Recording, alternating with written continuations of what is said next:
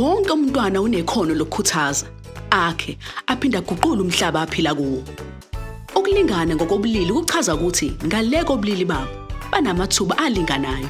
Kubalulekile lokhu ukuze bonke abantwana bakhiphe amakhono. Kusukela eminyakeni emithathu, umntwana usuke sekwazi ukuhlukanisa ngokobulili, aqale nokufunda ngokosikompilo okulindelekile ngokuzidima zobulili. Ngesikhathi umntwana efinyelela eminyakeni eyisikhombisa, kuba nzima ukuphikisana nezimfundiso zobulili kanye nalokho okulindelekile kuye ngokobulili. Lokhu kungaba nomthelela omude kumntwana ukuthi uzibona kanjani kanye nokuthi ubabona kanjani abanye abantu. Amakhaya, izikole kanye nezinkulisa abantwana izindawo ezibalulekile kakhulu ukufundisa, ziqeqeshe, zihlaziye, ziphinde zandise nolwazi olunzulu ngembono yezindima ezenzelwe ubulili.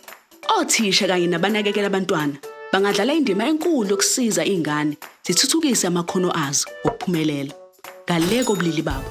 Ake sibheke isibonelo ngothisha uKhosi. Usebenzisa indlela yokufundisa egxile kakhulu kwezobulili ezingxenyeni ezahlukene zokufundisa. Ake sibheke kabanzi ukuthi kuchaza ukuthini lokho.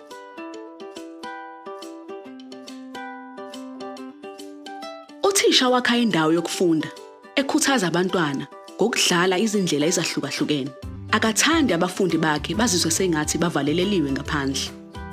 uKhosi ukhuthaza abantwana ukuba bazame indlela zokufunda ngezokudlala ezahlukene endlini kanye nasemnyango. Izinsiza kufunda ezahlukahlukene zisiza abantwana ukwakha amakhono ahlukahlukene. Izithombe kanye nezindaba ezixoxwayo zingaqinisekisa noma zibeke inselele endleleni endala yokwenza noma yokufundisa. Ingakho uKhosi ukhetha izincwadi nezithombe ngokuqikelela ezitshengisa abantu bobulili obuhlukile ezindimeni ezahlukene. Uhlela umsebenzi wokufunda ngezindlela ezahlukahlukene bese egwema lo oqondene nobulili obubodwa noma lo ozothathekisa iqeqebana labantwana bobulili obubodwa. uKhosi uthola ukuthi izingane zifunda kangcono uma zisebenza ngezindlela ezahlukahlukene. uKhosi ukhuthaza abafundi bonke ukuthi mabakhulume ngakho konke okubaphethe kabi kanye nalokho okubaphethe kahle emoyeni wabo. Uma abafundi bekhuluma kabi ngobulili bokucwasa, ubatshela ukuthi mabasizane futhi mabahloniphane. Ukufunda nangaphandle kwaseklasini kubalulekile. uKhosi ugqugquzela abazali ngokubaluleka kokufunda sakudlala imidlalo ehlobonhlobo. Usiza abazali ukuthi baqaphele ukuthi ukugxeka umuntu wobunye ubulili kungaphazamisa ukufunda nokukhula kwezingane zabo.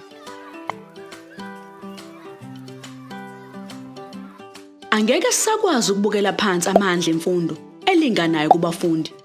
Bonke abantwana kumele banikezwe amathuba okukhula ngendlela efanele ngale kobulili babo.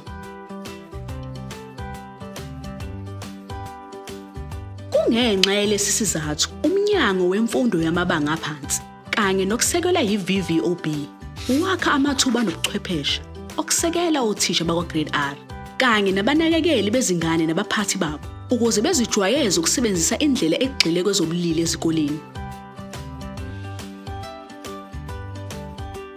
Sisonke singabambisana ngokweseka ukulingana ngobulili eNingizimu Afrika.